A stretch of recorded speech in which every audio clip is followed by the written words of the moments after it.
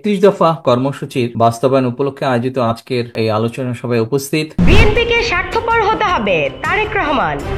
বিএনপির ভারপ্রাপ্ত চেয়ারম্যান তারেক রহমান বলেছেন, কোনো ব্যক্তি বা নেতার কারণে যদি বিএনপির প্রতি মানুষের আস্থা নষ্ট হয় তবে তাকে দলে রাখা হবে না। তিনি বলেন, দলের জন্য স্বার্থপর হতে হবে এবং জনগণের বিশ্বাস রক্ষা করতে হবে। বিএনপিকে স্বার্থপর হতে হবে। মঙ্গলবার খুলনা, সাতক্ষীরা ও বাগেরহাট জেলায় আয়োজিত কর্মশালায় অনলাইনে যুক্ত হয়ে তিনি এসব কথা বলেন। খুলনা জেলা, বাগেরহাট জেলা এবং সাতক্ষীরা জেলায় তারেক রহমান জানান, বিএনপি জনগণের আস্থা অর্জন করতে চায় এবং সবার সহযোগিতায় দেশের রাজনৈতিক ও অর্থনৈতিক স্থিতিশীলতা নিশ্চিত করতে প্রতিশ্রুতিবদ্ধ।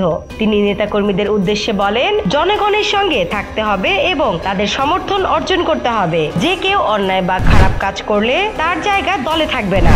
বিএনপি চায় সব বাধা পেরিয়ে একটি জনবান্ধব দল হিসেবে নিজেকে প্রতিষ্ঠিত করতে। নেতাকর্মীদের ধৈর্য ধরে দলকে এগিয়ে নিয়ে যাওয়ার আহ্বান জানান তিনি। স্নিগ্ধা আখি, দৈনিক নতুন সময়, ঢাকা।